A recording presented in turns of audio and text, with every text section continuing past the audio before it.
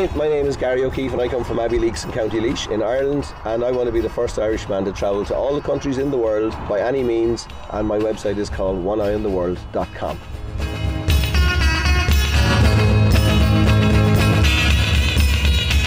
A little bit of irony in the name because I lost an eye in an accident. Irony was not lost on any of my friends, and we got plenty of slagging about it, so that's One Eye in the World is where the name came from. I've been travelling overland on motorbikes for years. Cape Town to Cairo, the Arctic Circle, Siberia. My leg, my ankle, my arm, my knees have been smashed in the last trip, so I've switched from riding a motorbike to driving a Jeep. Try and take in as many countries as we can, to Morocco, Western Sahara, Mauritania, into Senegal, to Gambia, to keep them ticked off for the challenge, and we're going to kit our Jeep out to be the vehicle that can do it. They say this Jeep is bomb-proof, so I found it in Dundee, bought it pretty cheap, and I have some friends helping me to kit it out for the road.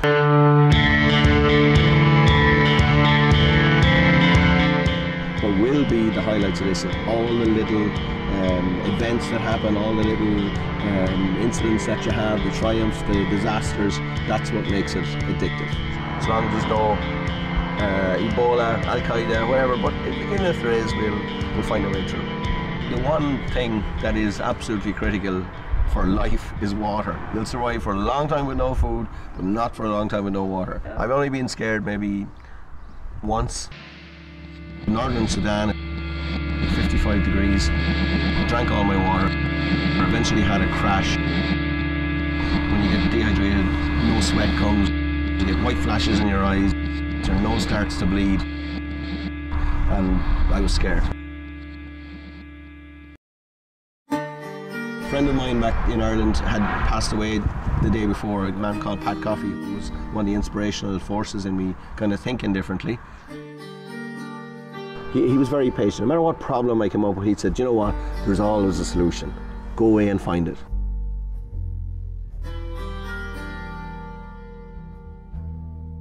I sat on the side of the road and I said, look, if you're up there, this would be a really good time to pull a few strings. Two army jeeps comes like you see in the movies with the big swivel guns and loads of guys looking angry, and I said, didn't need that kind of help. My favourite saying from all of my travels is there is no place in the world that doesn't have good people. They gave me water, pulled me out of the rocks and got me on my merry way. But, you know, very, very sad to lose Pat back then. He was an exceptional character, but the influence that he's left behind him is a brilliant legacy, I think, for him and for me and for anybody that knew him and for his family.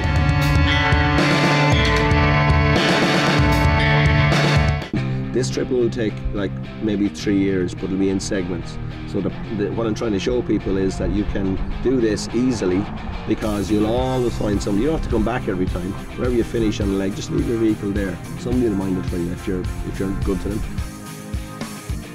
I just want to do this no matter what. And when you set any goal like that, the only other question you have to ask yourself is, what do I need to do to make it happen? I suppose get the technical stuff sorted out, get the route, get the planning, you know, all sorts of little things. But simply you say, right, I'm doing it, what do I have to do it? I want to show everybody that you don't have to be very wealthy, very clever even, very capable. You just have to have a right mindset. It becomes like an addiction. You want to do it, you almost have to do it.